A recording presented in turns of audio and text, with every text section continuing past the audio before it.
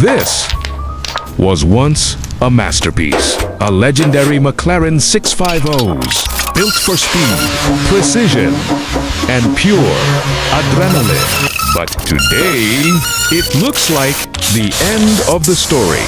The body is crushed, the paint is destroyed, and the supercar that once ruled the road now barely looks alive. Most people would give up here, but not in this workshop.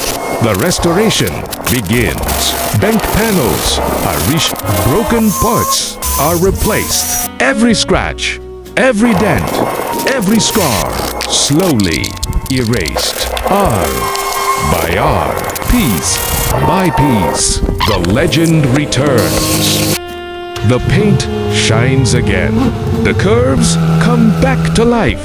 And the engine bay finally looks worthy of a suit. From total destruction to absolute perfection. This isn't just a repair. This is the rebirth of the McLaren 650, and now it's ready to dominate the road again.